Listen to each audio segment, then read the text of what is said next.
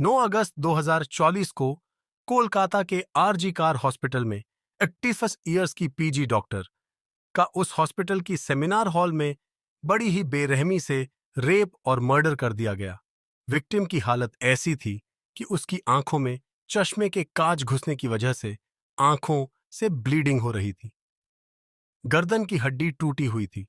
Private part से खून निकल रहा था। उसकी पैरों को वाइड एंगल में 90 डिग्री खींचा गया था। उसकी वजह से पैरों की हड्डियां भी टूटी हुई थी। मुंह से, नाक से और शरीर के हर हिस्से से खून ही खून निकल रहा था।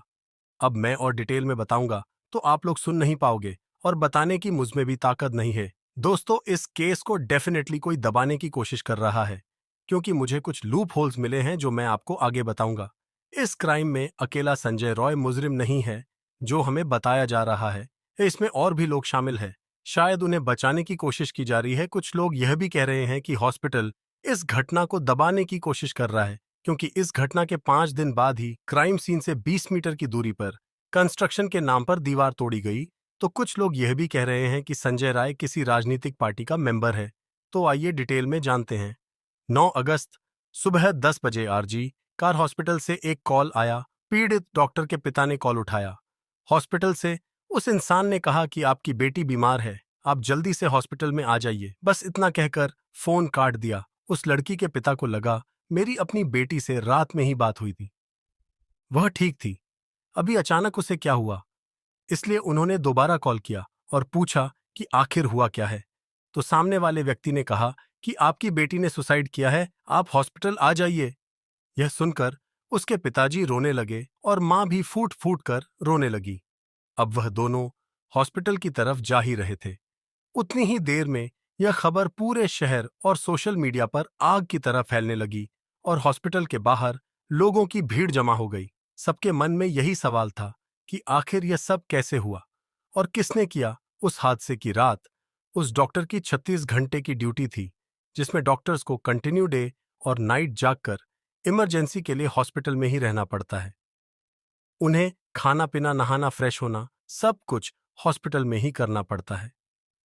उस रात भी विक्टिम और उनके 4 साथी सेमिनार हॉल में नीरज चोपड़ा की मैच देखते हुए खाना खा रहे थे।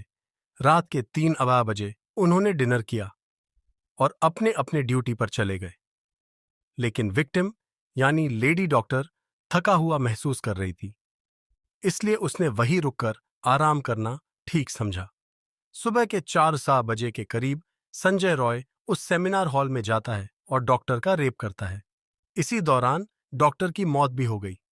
इसके बाद सुबह 7:30 बजे बॉडी को देखा गया और जैसा मैंने शुरू में कहा था, 10 से 10:30 बजे डॉक्टर के पिता को कॉल करके कहा गया था आपकी बेटी ने सुसाइड किया है। बॉडी को 7:09 या 7:30 बजे देखा गया और डॉक्टर के पेरेंट को 10 वाला बजे बता दिया। इसके बावजूद उसके पेरेंट जब वहां पहुंचे तो उन्हें उस सेमिनार हॉल के बाहर घंटों तक रोक के रखा गया। उसके पेरेंट्स रोते रहे, मिन्नतें करते रहे, हाथ जोड़ते रहे, हमें अपनी बेटी को देखने दो।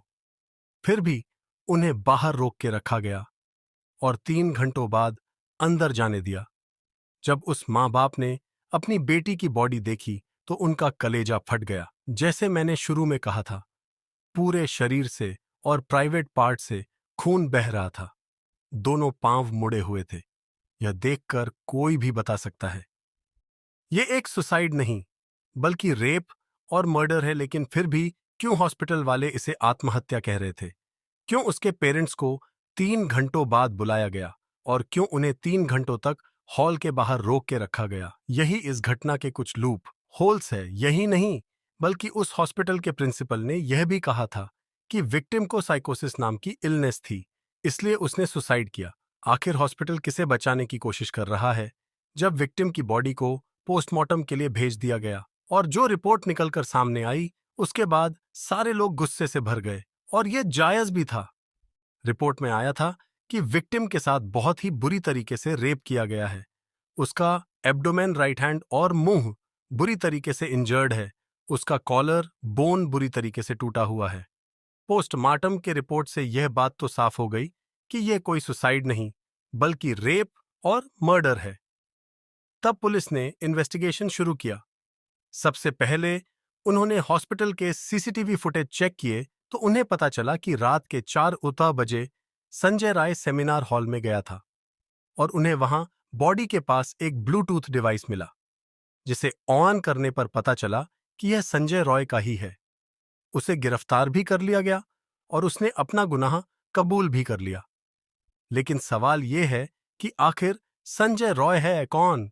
संजय रॉय एक वॉलंटरी को ट्रैफिक के समय या ऐसे ही छोटे मोटे काम के समय मदद करने वाला वह कोलकाता पुलिस का स्टिकर अपने बाइक पर लगाकर घूमता था और कोलकाता पुलिस की टी शर्ट और कैप भी पहनता था। यह आदमी ना पुलिस वाला था ना हॉस्पिटल में काम करने वाला, फिर भी उसे रात के 4 बजे हॉस्पिटल में एंट्री कैसे मिली? अब यह तो आपने सुना होगा कि संजय की 4 शादियां हुई थीं और उसकी 3 बीवियां उसे छोड़कर चली गईं। है उसके इसी बर्ताव के कारण। लेकिन इसके अलावा यह भी पता चला है कि संजय रॉय का यह पहला क्राइम नहीं है। इससे पहले उसने आरजी कार हॉस्पिटल से ही एक महिला का नंबर चुराकर उसे फोन करके धमका था कि मुझसे मिलने आ जाओ। इसके अलावा कुछ महीनों पहले ही एक लेडी डॉक्टर ने संजय के ऊपर मिसबिहेविंग का केस किया था। इतने सारे क्राइम करने के बावजूद उसके ऊपर कोई एक्शन क्यों नहीं लिया गया? आपको क्या लगता है कि इस क्राइम में संजय के अलावा और भी लोग शामिल हैं? क्या इस केस को यहीं पर दबाने की कोशिश की जा रही है? आखिर मांजरा क्या है?